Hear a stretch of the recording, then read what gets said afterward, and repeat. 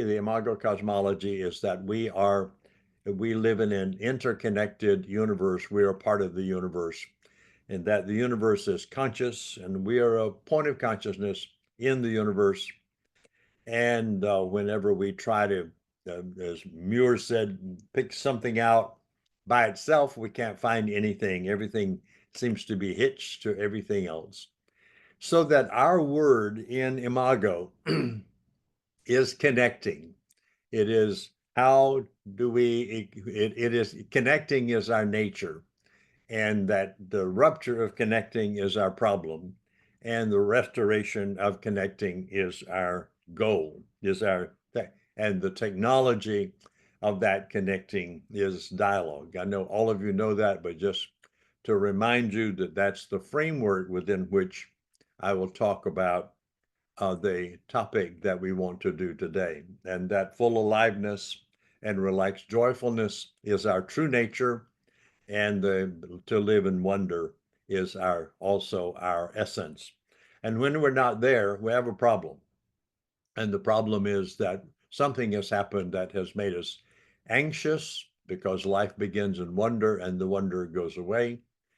And that we lived in that as a child, and then we went to a world of black and white.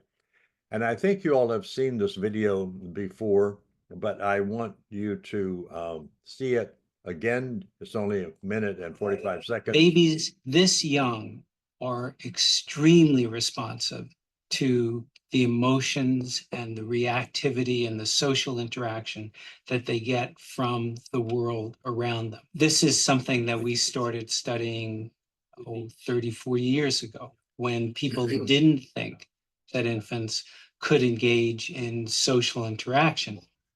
In the still phase experiment, what the mother did was she sits down and she's playing with her baby, who's about a year of age. Like a girl. Oh. And she gives a greeting to the baby gives a greeting back to her. Yeah. This baby starts pointing at different places in the world, and the mother's trying to engage her and play with her. They're working to coordinate their emotions and their intentions, what they want to do in the world. And that's really what the baby is used to. And then we ask the mother to not respond to the baby. The baby very quickly picks up on this. And then she uses all of her abilities to try and get the mother back. She smiles at the mother. She points because she's used to the mother looking where she points. The baby puts both hands up in front of her and says, "What's happening here?" She makes that screechy sound at the mother, like, "Come on, why aren't we doing this?" Even in this 2 minutes, when they don't get the normal reaction, they react with negative emotions, they turn away, they feel the stress of it. They actually may lose control of their posture because of the stress that they're experiencing. Yay.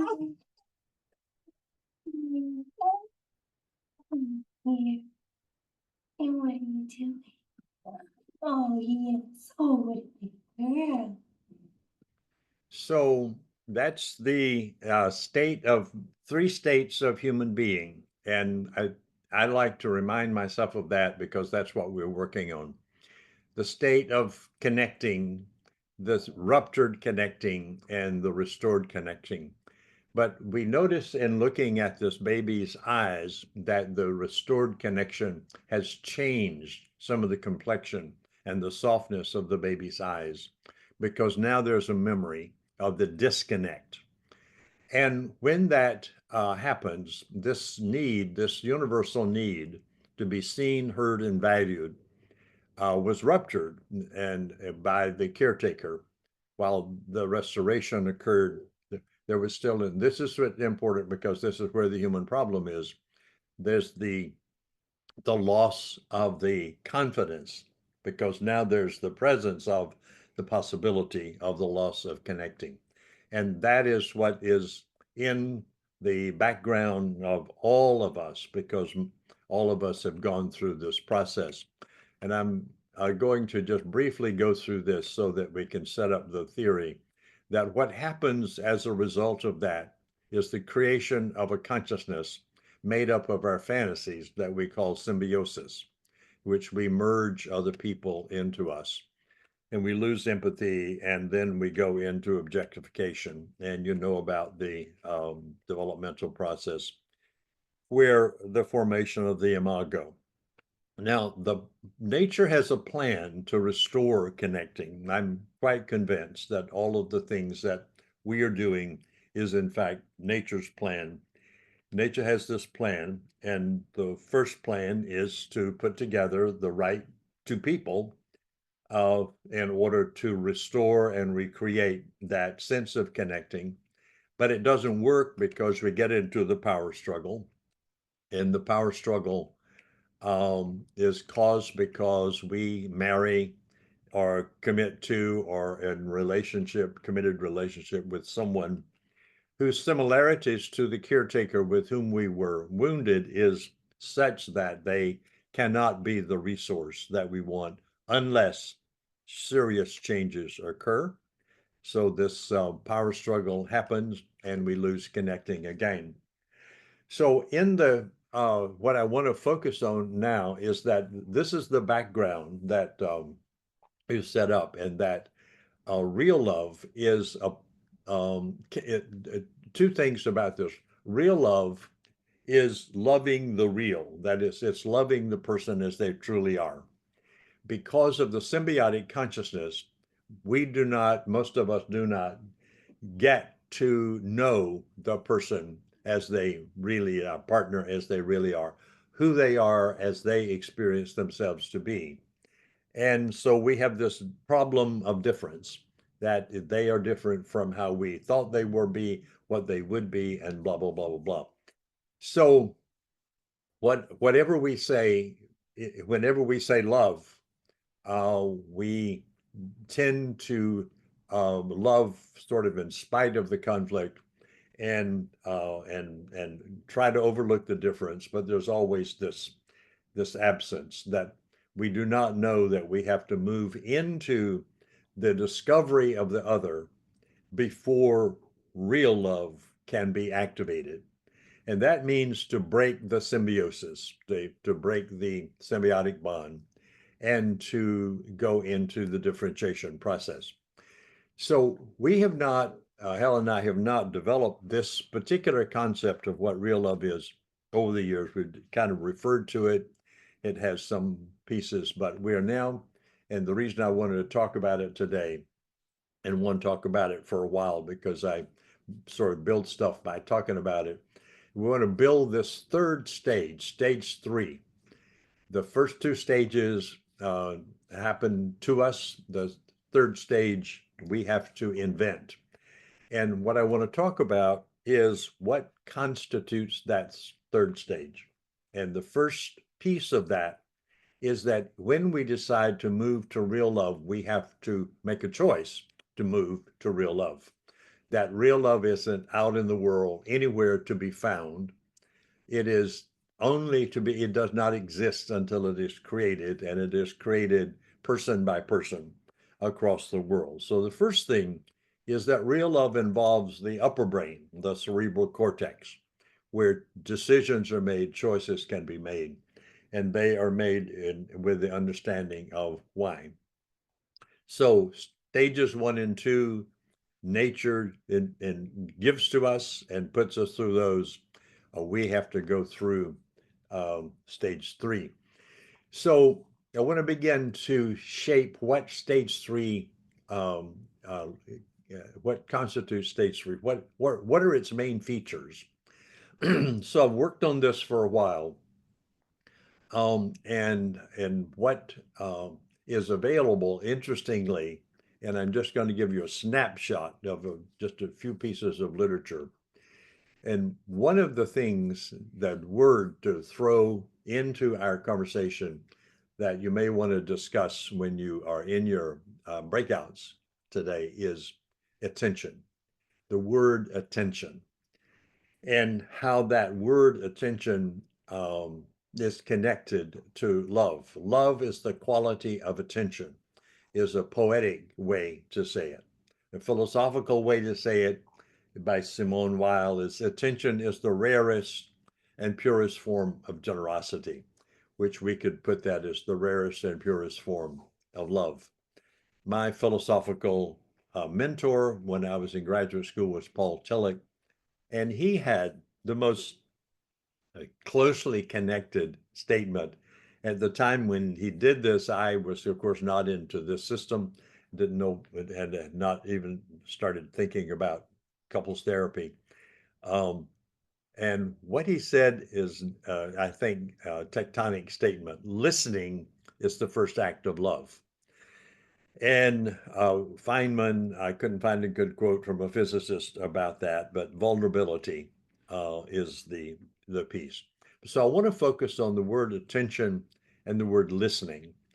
And I want to precede that by saying that I've come to the conclusion in working on dialogue and deciding to focus on dialogue as our legacy and what it does is that what dialogue does as we are doing it in Imago, it brings into activity something that the human race has not done much of, which is to listen. Talking is really well documented as a value in the human race. Listening is not well documented. It's referred to as an aspiration. It's a nice thing to do. You should learn to do it better.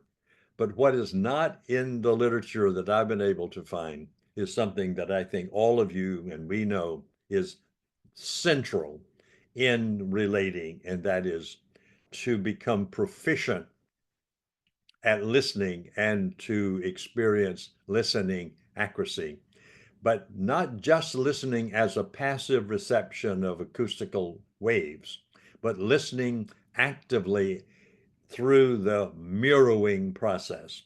That when someone is being mirrored, when someone is mirrored, then they experience the satisfaction of the fundamental human need, which is to be seen and heard and valued. So that while monologue is the uh, type of talking and parallel monologue is the way most human conversations go, and those parallel monologues can be friendly or they can be polarizing, as we're now experiencing polarization across the culture and an intense, a deeply intense increase of polarizing parallel monologues. That what is not happening is listening, and that the listening factor has to be brought in for any kind of connectional process.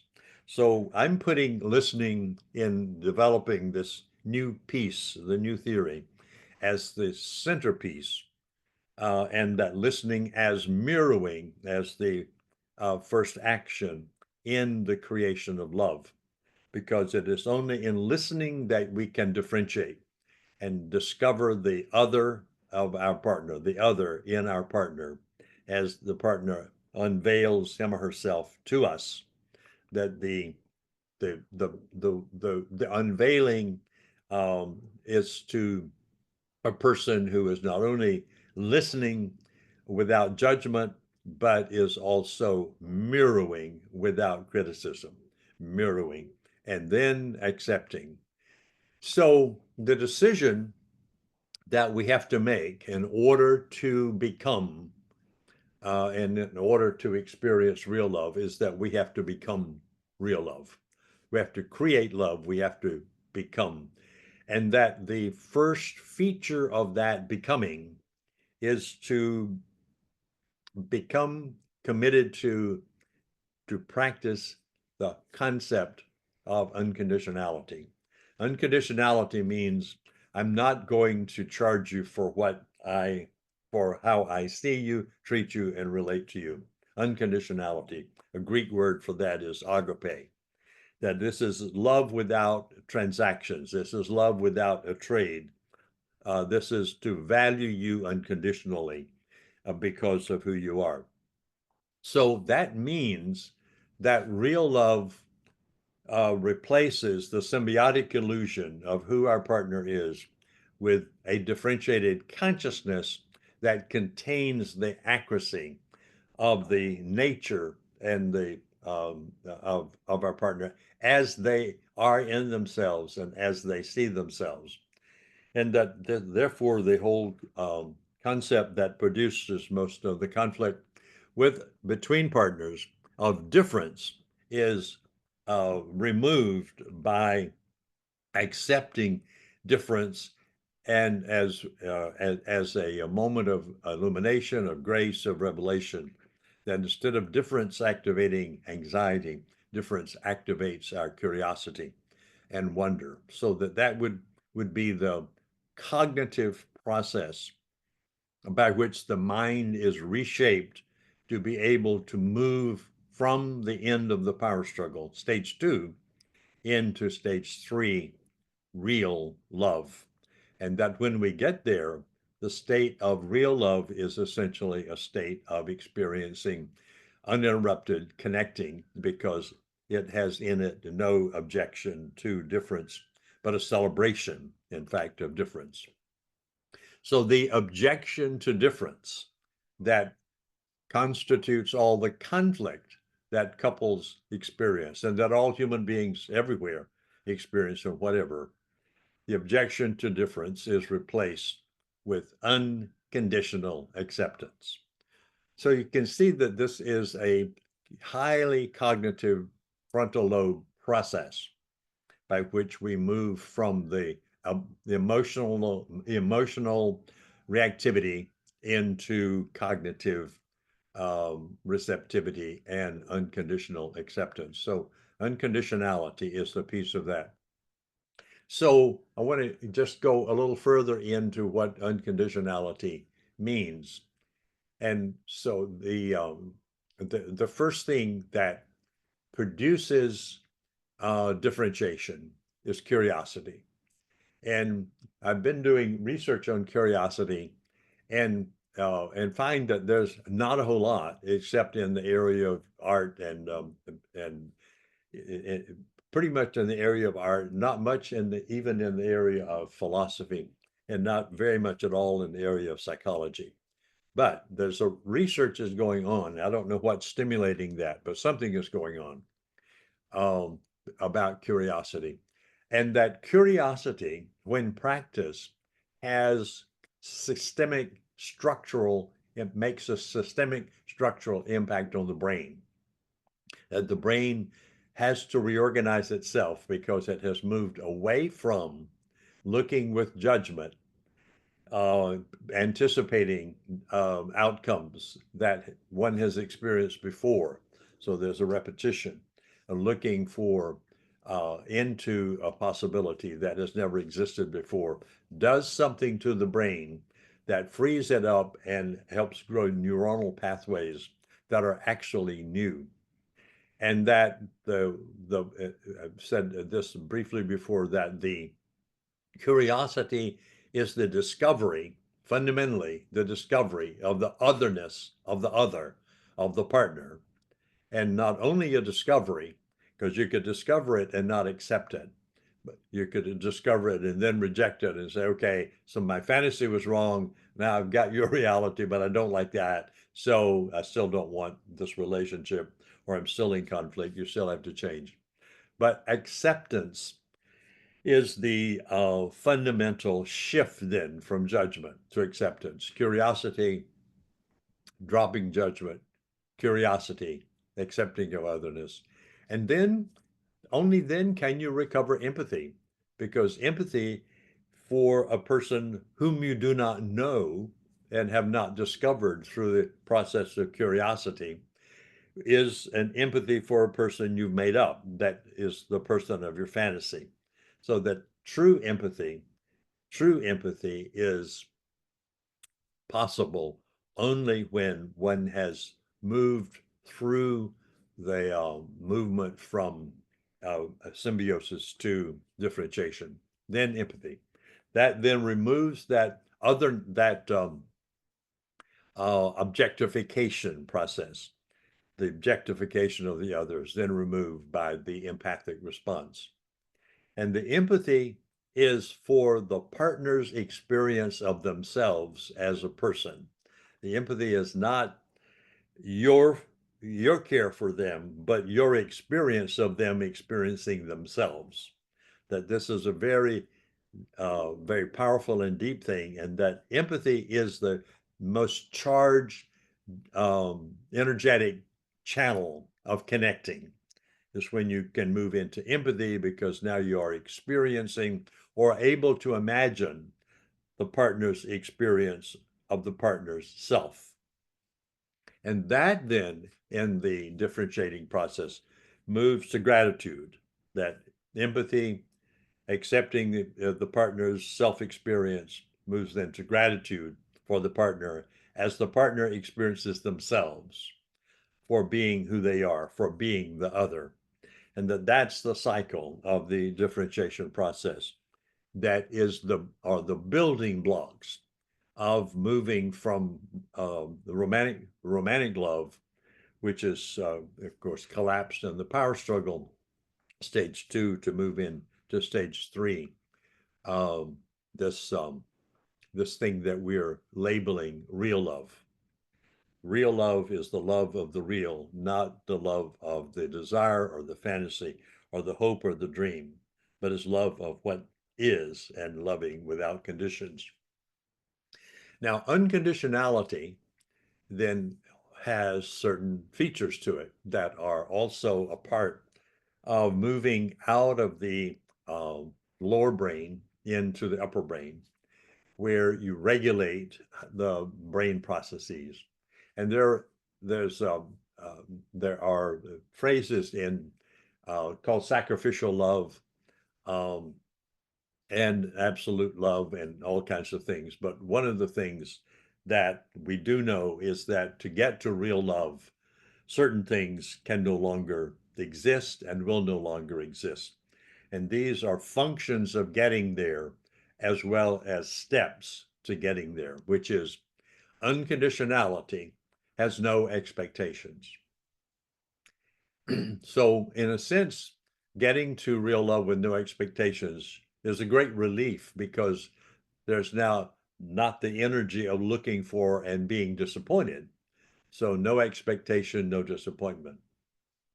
And if there's no disappointment, then there's nothing to transact about. So, there are no transactions that I'll do this for you if you'll do that for me, because real love has no transactional features to it.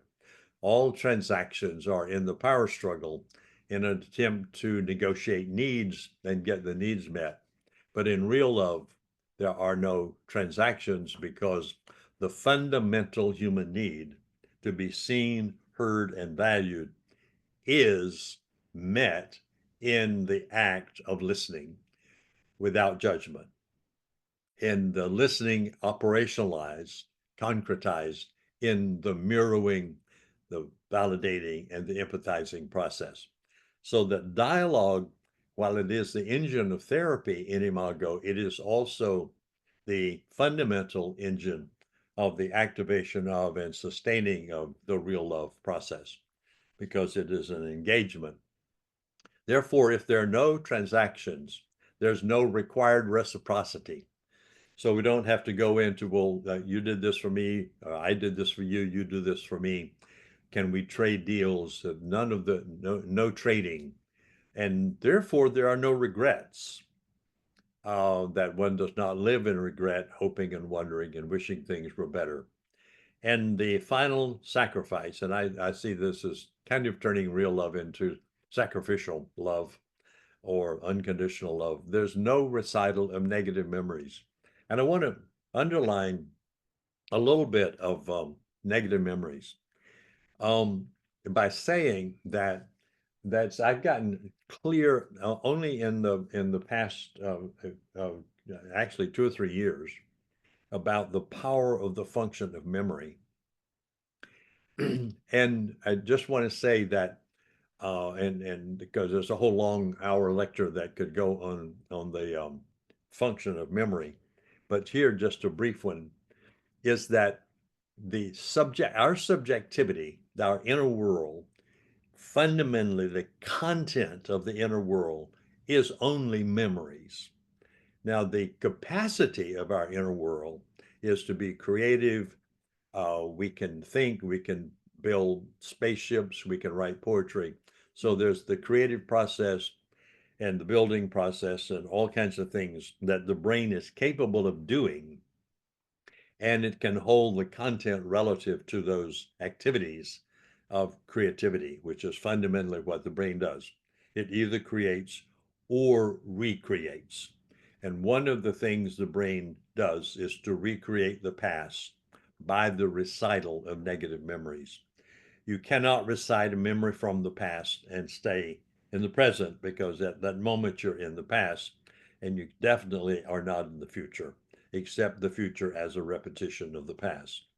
So that zero negativity or that real love has a zero negativity component to it, which is operationalized by the sacrifice of the desire and the almost spontaneous activity that so many of us easily do of reciting negative memories.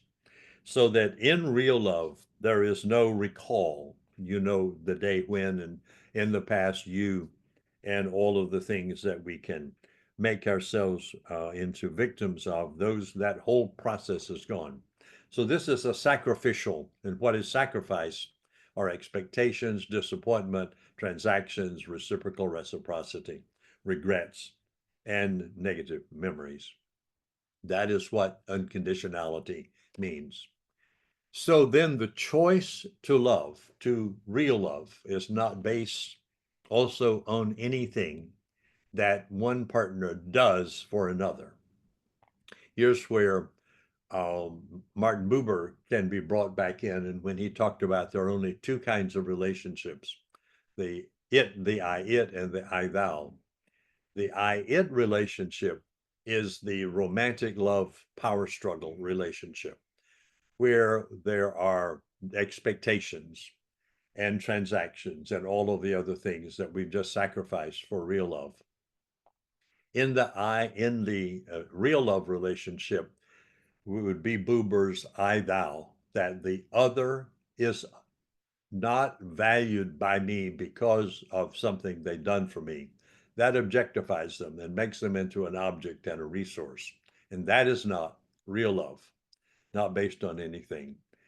Real love is based on the fact that you exist with intrinsic value, and your value is independent of your value to me.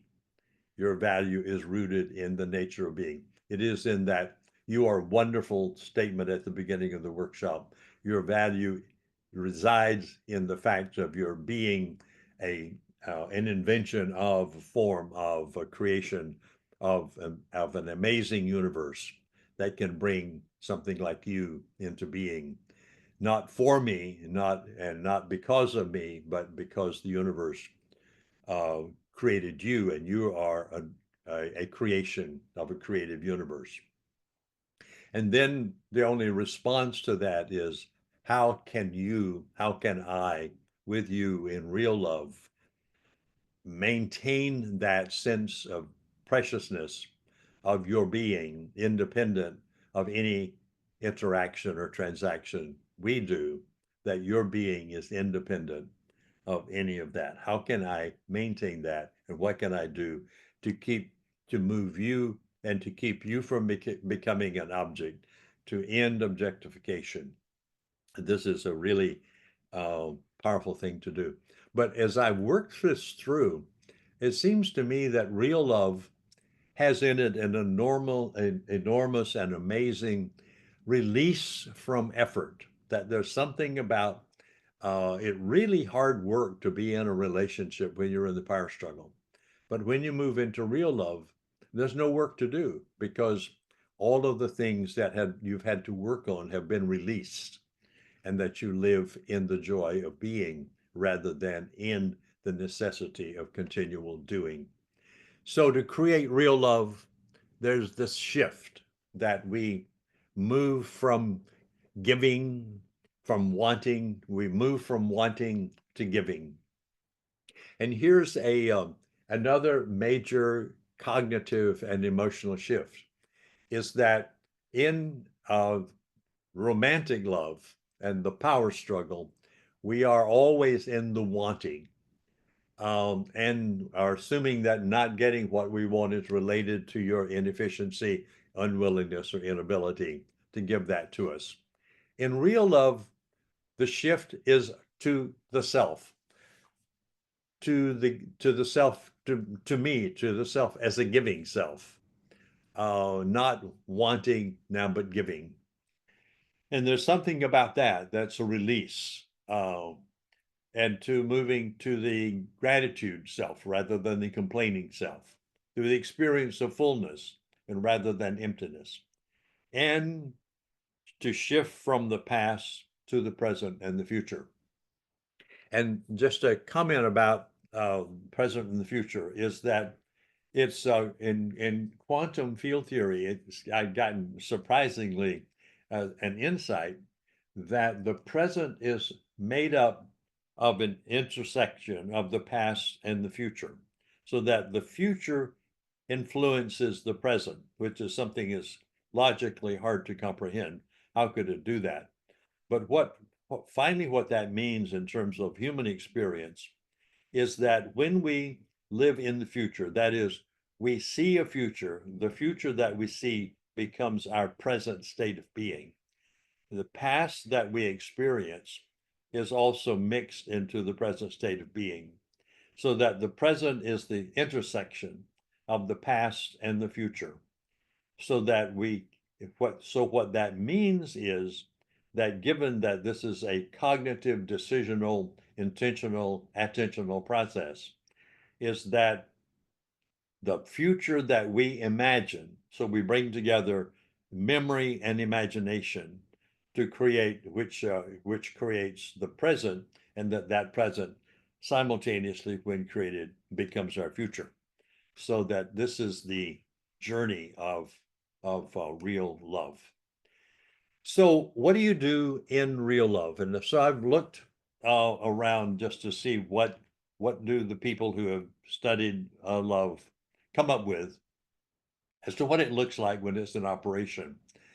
And I must say that the um, uh, the the places that where there are um, some evidence for this, um, and asking couples about it who've been through it, finally put together with some classical things. And so here's and decided that for the time being, that one of the most interesting and realistic descriptions is this one, which comes from the Corinthian poem in the New Testament.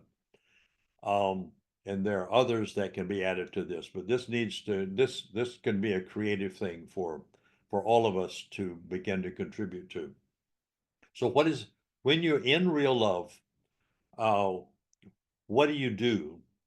And so there's a consensus that what you do is you're patient.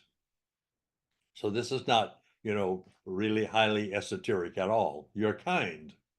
You are not jealous, and you don't boast, and you're not arrogant, and you're not rude, and you're not irritable. You don't express the resentment. You don't insist that things be your way. You stop keeping records from the past. You only celebrate what is right, what is true, what is beautiful. Pay attention only to what is joyful, and to celebrate what is different rather than to criticize it. So it's not an esoteric thing at all, but a cultivating of the quality of qualities and features that come when we move away from wanting to giving, and from doing to being, that we then move into a new reality, which is in some sense a healthy psychological space. So here's and I'm going to run out of time in a minute, but I want to get this slide in, because this is the concept that is the most challenging to me, which is um, how do you actually get there? So the challenge and paradox of real love. We want in life what we didn't get. So that sets up the desire, the hope, the wish, the wanting. But the problem that I've discovered, and discovered this long ago and wrote a book about it called Receiving Love. The problem we have as human beings who are still wanting is that in most cases, we do not have the receptors to receive what we want.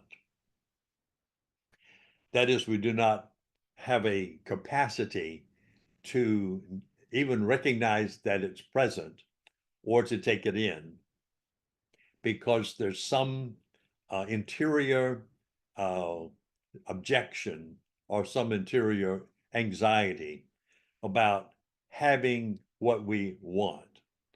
And there are all kinds of ways this can be talked about. Once you get what you want, then you have no basis for complaining anymore, or for your anger, or for your frustration. But fundamentally, if we're not into experiencing fullness, then it's not because the resources have not been there. It's because the receptor of the resources is not present, was not created. So what do you do to get the receptors? And here is the paradox. To create the receptor so that we can receive the love we want, we have to use our imagination. And you use the imagination. In other words, you go into the future and you invent an image of what it is that you want. And that image, you're familiar with this in the behavior change regress process, the image of what you want transformed into a behavior which embodies that image. So here's the next stage is then, once that's clear what it is you want, you have to give that to the partner, to your partner. You have to give it. Now, uh, the objection to this is, well, the partner may not want it. Well, whatever it is that you want has to do with being seen, heard, and valued. And whatever you give to your partner, if it's an authentic gift, will communicate to the partner that they feel seen, heard, and valued. But what happens that is the transformative piece is that in the act of inventing and giving the partner what they want, your brain is designed in such a way to receive that you give to the partner, so that you create the receptor that you did not create early in life for what you want, so that you have what you want. And that is the act simultaneously, and that is the paradoxical piece, is that in giving, you receive, and the partner receives, so that all giving is double. When I give to the partner, I give the partner what makes them feel seen, heard, and valued. And in the same act, a part of my brain is not taking in the partner reference. It's purely self-focused and assumes everything going through my prefrontal cortex is about me. And that act, is received by that part of the brain as a self-gift. So we create the receptor in order to receive what we want. And in that way, when the partner is available and when we are available to move from power struggle, and this is the way to move from the power struggle to real love, that we both are not there because we do not have the receptors to receive, because the power struggle goes on and on and on, and people give and give and give, and it's still still stays there. You manage it better. But in order to really get there, we have to give what we want. And it's in giving, ultimately, whatever we give, we receive. It is in the giving that we create the receptor we need to receive. The brain creates that receptor so that we have passed one of the big hurdles of life. And if you look back at the baby in the video, that baby lost that connecting.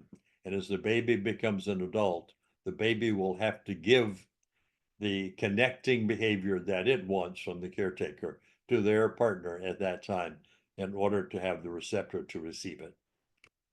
So real love also, quickly, is saying goodbye to some other things. And I just put some things together that are really obvious. To relationship games. So look what I do for you. You did it again. It's always the same old thing. I've never been able to count on you. You made me do it. These are the relational games that are sacrificed along with other. You also have to sacrifice the major roles in the power struggle. The victim role, in which I use shame, blame, and criticism. How could you do that? It's all your fault. You did it again.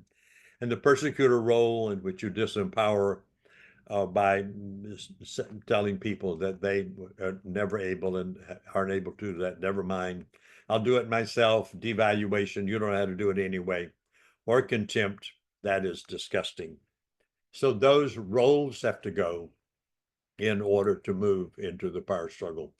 And the behaviors are fundamentally in real love that replace the behaviors of the power struggle is affirmation, the affirmation process. And there we go back to the I thou relationship. The affirmation process is that the thouing of the partner without charging, to see the value of another person because they exist, to see their intrinsic value, and that their value is independent of anything they do for you or me. So how do we operationalize this? Well, one of the operationalizing exercises we have now is the caring behaviors, which I have translated into a real love exercise, and I'll make that available. Won't have time to do it today. Surprising is usually something that we do spontaneously. High energy fun and positive flooding are all already features that can be reorganized in and under a workshop or a session on real love.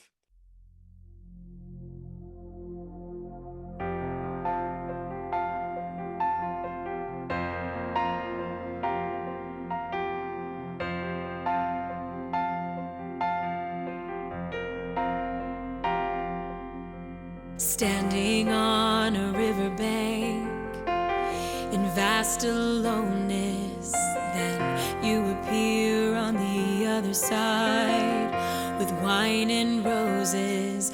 We fall into the river, it's paradise. The world turns to color. We're swimming to each other, arms open wide. Can't live without the other. We found the most romantic love in the space between us. The river's wide, it's free and so alive, and it's holding all the answers to our dreams. It makes us whole.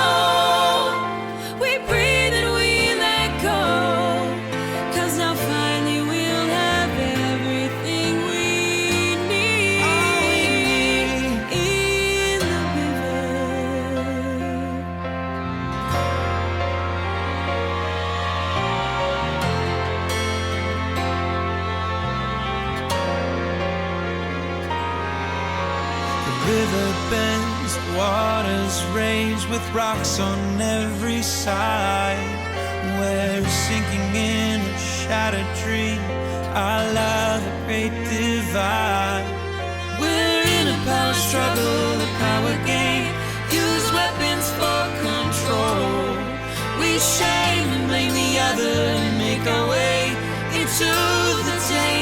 goes on all around, as thick as mud, in the space between us. The river's pain swallows us alive, and we need an escape to get out. We want like toxic rain. We know we won't survive, so you better save yourself before you drown. We're gonna drown, but we hold on.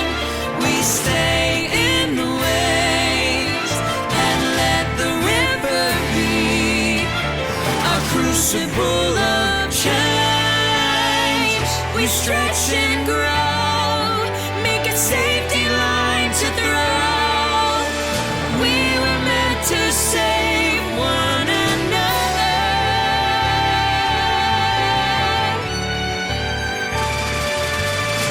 The river's found a sacred ground. We create a safe space. It feels like heaven. The river's gift to grant the other's wish, so we can heal the hurting parts within. It's the only thing that matters. Now life's a joyful rush. It's the only thing that matters. We've got a real and lasting love